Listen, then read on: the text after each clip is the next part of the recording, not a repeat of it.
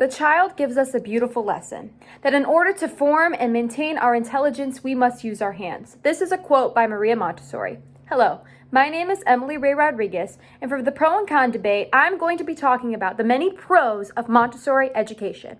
To begin, many people are unaware of Montessori education, but this is a form of education that emphasizes personalized learning, which helps students progress at their own pace and according to their own individual needs and interests.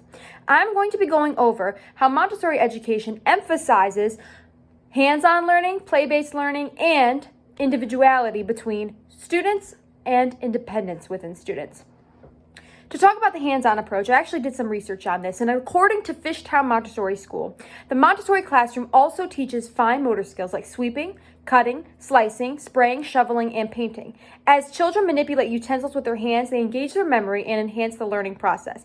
I find that this is extremely beneficial, especially for younger children. As an early childhood education major, I find that having a hands-on approach in a classroom is way more important than having a 4-year-old sit at a desk all day. Another quote from this text says that changing to a hands-on learning system is integral to keeping children motivated and passionate about education, rather than sitting for hours at a blackboard or a whiteboard, like I said, where children will soon relate to boredom and other tasks in their daily life. Once again, it's extremely important that children have this hands-on approach where they can touch and feel and interact with other children instead of just staring at a screen all day. Now I'm going to talk about play-based learning. So play-based learning, I'm actually in a class right now that is all about play-based learning. And it talks about how not just children need to play. Everybody needs to play. It helps with your cognitive growth, and it helps you grow as a person, and it helps you learn. So people can play when they're learning sports. People can play when they're learning just anything. So I did some research, and this is from Lakewood Montessori School, and it says that play is a powerful catechist for holistic child development in the Montessori context. It goes beyond entertainment, serving as a cognitive, social, emotional, and physical growth medium. Like I said, it can help all of these things. And at the heart of Montessori education is the recognition that play is not just a pastime, but it's a fundamental vehicle for learning. It helps them learn and it helps them grow. And another quote from this text states that through play, children develop problem-solving skills. They enhance their creativity and cultivate a sense of independence.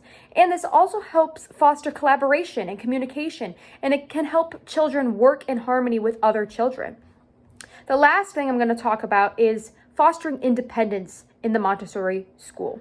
And according to Silverline Montessori School and article, in Montessori classrooms, students set their own learning agendas. They challenge themselves when they're ready. Children are not forced to keep the same pace as others. Children are allowed to do what they want to do. They don't have to be just as fast as someone else at something. They're allowed to take their time to do it. Another quote from this says that Montessori classrooms allow students to choose which activity they'd like to do to help adults with tasks to dress themselves and to move around the classroom as they fit. It's important to let young children explore what they're doing. And this is why I find that Montessori education is very important. And yes, it can be expensive, but with the right support, it can be very beneficial for children to attend Montessori school. So this is my pro and con debate about the pros of Montessori education. Thank you for listening.